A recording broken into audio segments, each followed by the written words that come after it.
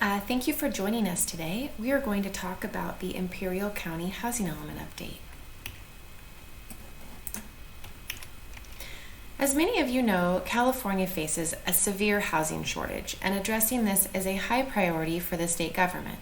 Simply put, not enough housing is being built to keep up with the need.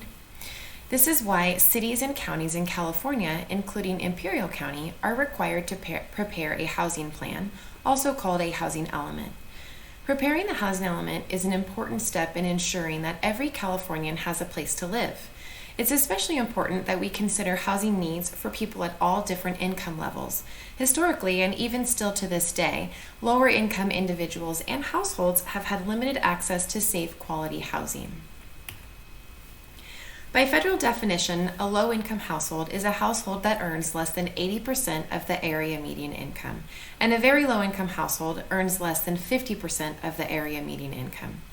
Area median income is the level of income at which half of the households earn more and half of the households earn less. In Imperial County in 2020, the median income was $70,700 for a household of four. So a household of four making less than $55,900 a year was considered to be low income, and a household making $34,950 a year was considered to be very low income. So who falls into these groups? You and some of your friends or neighbors may be in these income categories. Many people are in these groups, include paramedics, mail carriers, baristas, mechanics, preschool teachers, and landscapers, just to name a few. In 2020, approximately 48 new homes were constructed in Imperial County. About 65% of those new homes were marketed to high-income households, and the remaining 35% were marketed towards moderate-income households. No units were available to lower-income households. Every 8 years, the county is required to update its housing element, identifying where new housing can be constructed and outlining policies and programs that assist in the development of new units. While Imperial County is not responsible for building these housing units, it is the county's responsibility to make sure there is land available to accommodate these units and to set forth programs to help incentivize housing for all income levels. The next housing element for Imperial County is due October 15th, 2021. And we need your help. We want your comments and your feedback on the housing issues you face and where and how you would like to see the county plan for new housing. But before we get to that, here's some more background information. Development of the housing element involves 3 key steps. First, the state of California prepares growth projections for Southern California and other regions across the state. These projections consider a wide variety of factors and identify the anticipated housing needs for our local and regional population. These housing needs are also broken down by household income level. The regional agency, also called Southern California Association of Governments or SCAG, prepares the Regional Housing Needs Plan. Basically, this is a plan that allocates the state's number of housing units to each of the cities and counties that make up the region, including Imperial County. You can read more about the Regional Housing Needs Plan at the link listed below. Finally, the county must identify how these housing needs will be met, what policies will be necessary, and what specific sites can be developed with enough units to achieve the county's portion of the regional housing need. So how do we ensure that the county can accommodate units in each income category? This is done through the general plan and zoning.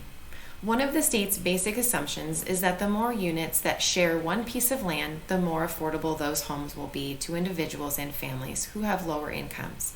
This is because the cost of the land can be split across multiple new homes, and also because multifamily buildings often require less building material per unit. So having land zoned for more than one home per property will be better to meet the needs of lower income residents than land zoned to allow for only one home per property. Of course, there are other tools the county can use to plan for and create more affordable housing. The county can require that new medium to large size housing projects set aside some units for lower income households. The county can also incentivize residents to build backyard cottages and garage apartments which are called accessory dwelling units, or ADUs for short. However, these things alone are not likely to provide enough homes for all of the lower income families in Imperial County.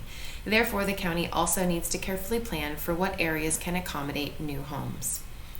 It's also important to note that just because a site allows for a certain number of new homes to be built does not mean that that will be developed with affordable housing. So to make sure there are enough sites over the course of the planning period, which is an 8-year time frame, the county will identify sites to meet the RHNA plus some buffer sites in case some of the sites don't develop with affordable housing.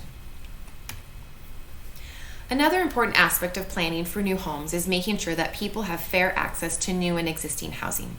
Housing elements must protect people from being wrongly discriminated against for housing opportunities and must also make sure that new homes, especially affordable homes, are being located fairly so that residents have access to good educational and economic opportunities.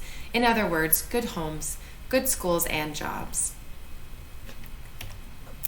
This is where you come in. We need your help figuring out what types of housing you or your family needs or wants, and we would like to hear about your experiences with housing discrimination and what issues you think may be contributing to any unfair housing situations in Imperial County. Follow the link in the description to take a survey asking you about housing issues and the creation of new homes in Imperial County. The survey is quick and anonymous, and you'll be doing your part to make sure everyone in Imperial County has a place to call home. If you would like more information about the Housing Element Update process, take a look at the information on the county's Planning Department website. There you will also find a community workshop presentation from April 2020 that goes into all of this information in a little bit more detail. Thank you for helping us respond to housing needs and the community. We look forward to reviewing your ideas and comments as we plan for a brighter future for Imperial County.